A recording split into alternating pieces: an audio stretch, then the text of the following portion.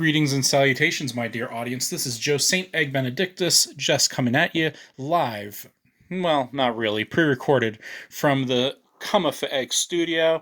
I usually give a shout out to my pal Mike, but being that I'm in Mike's studio, it would render that redundant. So I want to give a shout out to all the visionaries and mystics today as we review, or actually partially unbox. I did uncover it, but review briefly this Cambridge NRSV Reference Edition with Apocrypha in black French Moroccan leather. And the reason why that this is in my possession is because I needed something to replace a personal-sized Oxford NRSV that I've been using for a little over a year and a half. I bought the Oxford NRSV in bonded leather, the personal size edition, to use at the pulpit and in Bible study. It's a little smaller than this. Actually, it's a lot smaller than this. And the cover is giving me a little issues with a crease in the middle. So I said, well, I had a little some cash on me, and I've always wanted a premium Bible, and I told myself that when I was going to invest in my next NRSV that I would use from the pulpit and in Bible study, that wasn't as big as the New Oxford Annotated Study Bible, which I use in my personal study and my sermon prep. It would be a Cambridge. So lo and behold, here while on vacation in the beautiful Comma for Egg studio, I ordered this off Amazon, and I'm excited to break it open with you all as I look forward to reviewing my first and only premium Bible. Now, I know it's not the premiumest of premium Bibles. I didn't go for the goat skin or the crazy Bibles like that because I don't have that much money, but this one was definitely the most expensive Bible I've ever purchased, next to the New Oxford Annotated 4th edition Bible, which I paid a pretty penny for when it first came out. But again, I needed this for the pulpit, something that would last, something that was handsome, and something that would be good for, again, Bible studies where the New Oxford Annotated is just too big. So here you have the clamshell box. It's a very, very nice box. Very hard to get into. And, of course, our beautiful new Cambridge NRSV Bible.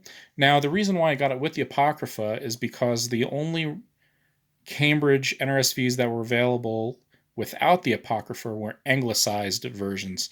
I believe that's how you say it, anglicized. And this one, with the Apocrypha, is not anglicized, which is important, especially if I'm preaching out of this. I don't want to be, saying color instead of color. And in the anglicized NRSV, there are some, as far as I've read, I don't know this for a fact, I just, from hearsay, there are some revisions to the NRSV that change a few of the verses, so I didn't want that. So you can see it has the ridges here. It is Smythe sewn, so it is bound as such. The Moroccan leather is not as soft as a premium Bible or as soft as the New Oxford Annotated Study Bible, but it is very well made. It has this nice texture to it. The gold embossing here has the nice gilded edging, very nice gilded edging. Nice sized yap. The yap is a little bit more than the New Oxford Annotated, I would say.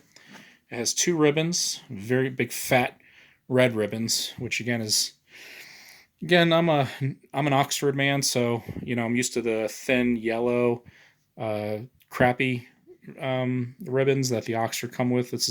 Seems like very nice red ribbons. In fact, let's open it up and take a look at that. So it's nice satiny. You'd see it in the light. Okay, so let's go ahead and open this thing up and see how it is. First of all, it has the little card fell out. That's the little Cambridge card. First of all, it has the nice leather paste down liner. It's very nice. It says French Moroccan leather here. Very, very nice. End page, very soft and supple. You have the presentation page, very basic, which is what I like, because I'm not into the presentations. Okay, Holy Bible. All right. Getting to the index page. Let me see if I can hold this. This is kind of a heavy Bible. It's bigger than I preferred. I wanted kind of more of a Bible I can handle up at the pulpit, but this one is at least 2 pounds, maybe over 2 pounds. It is printed and bound in Italy. Let me see if I can get that in there. Sorry, not in my home studio. So, printed and bound in Italy by Lego and Vicenza, hey, fellow Italiano. And it is a basic Bible again, no essays, no study notes, with the Apocrypha. You can see there it gives several nice table of contents for the two Testaments and the Apocrypha in the middle. Okay, this is to the reader. And finally, here's an open page. You can see the reference Bible, 2 columns, and nice, bold type. Very nice on the page. Very attractive page. It's nice, thick paper, line matched, very little ghosting. The reference is at the top. Okay, you have the references in the middle, the book number, I'm sorry, the book reference, scripture reference on top, and of course your footnotes. All right, so moving along, you have, going to the New Testament, there's the Apocrypha, gotta go more, there's Luke. You can see it is not, it's not red letter, but it does have these headings. You can see the headings. There's chapter 10, the chapter number is bigger, the heading is the mission of the 70 there, so it does break up the sections with headings, which is really nice. I've seen many other reviews on YouTube with this Bible, and one of the fears I had was that the words would go into the gutter too far, and as you can see in the video, it looks like the gutter is swallowing those words, but it does open flat, and when you open it flat, gutter is not an issue. It's actually very, very nicely laid out on the page. It's very clear. One of the reasons why I'm replacing my little Oxford personal NRSV is because the words are too small, and it's very hard when you're preaching to read out of. I get lost. And this gives nice, bold font, very clear, very good white space in between the sentences there. It's just a very, very, very nice Bible. Very clear. It is, as I mentioned, very heavy. And just to give you a brief kind of, just shot at the dimensions, this is it's over 7 inches by 9 inches, and it is an inch and a half thick. So for a reference Bible, one that I intend to use on the go, it is actually bigger than I prefer, and it is very heavy. So, you get the quality, but you, and when I'm up there preaching from it, I'm probably going to love it, but carrying it around will not be as easy. This is in between the Apocrypha and the New Testament. These are maps just for the Apocrypha, and so that's smack in the middle. Let me get to the cover page here. All right, so it says maps relevant to the apocryphal deuterocanonical books. It gives some nice black and white drawings. In the back, if we go to the back, here's Jude. Let's go to Revelation, see if I can get this here. Let's see what it has. Again, it doesn't have any scholarly essays, but it does have a glossary. Looks like not a concordance, but a glossary. So it has there's Revelation. Has a weights, measures, and values page. Coinage, measures of capacity, and then a glossary, which gives you words with their definitions and just a couple references. Take, for instance, acacia, a tree found in the Jordan Valley, especially valued for its durability and much used in construction work. And then it gives a couple of references of Exodus and Isaiah. So let's see, that's page 3 all the way to page...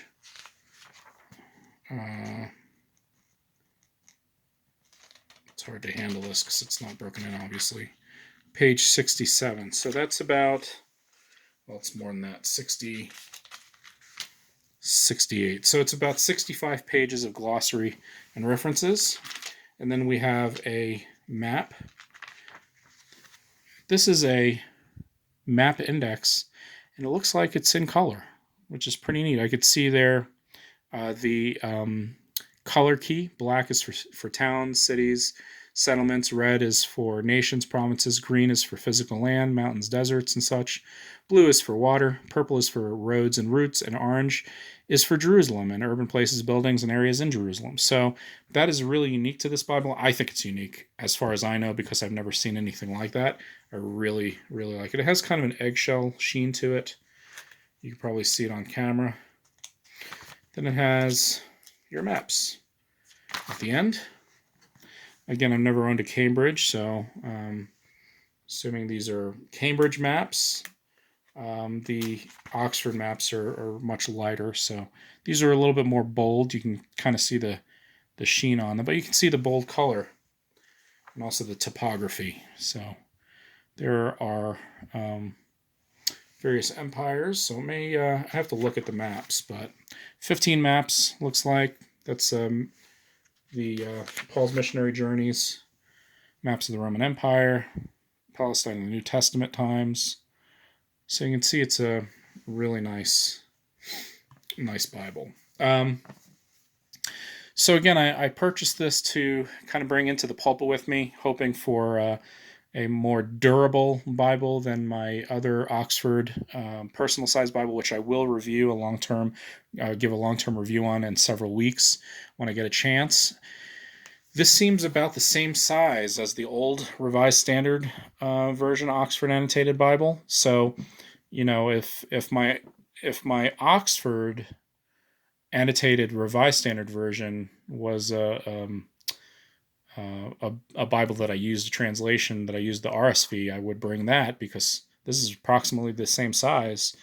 But I need an NRSV, one that wasn't anglicized, and it is, as I said, very, very nice to read. Even big blocks of text, it's very clear, so much clearer than the Oxford. And with that, I hope that it will come in handy.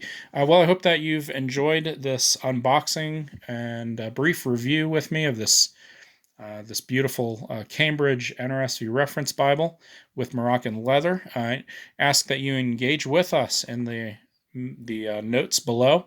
Like and subscribe, and you can check out my other reviews. I do a long-term review of my New Oxford Annotated NRSV, and I do reviews of RSVs as well as other translations. So tune in, like, subscribe. Let me know what you'd like me to review if you have any recommendations, or what things you think I can work on that's better. I know I'm more informal than some other Bible reviewers, but hey, that's how we do and that's how we roll. And again, I want to thank Come for Egg for letting me use his storage space. Hey, everybody.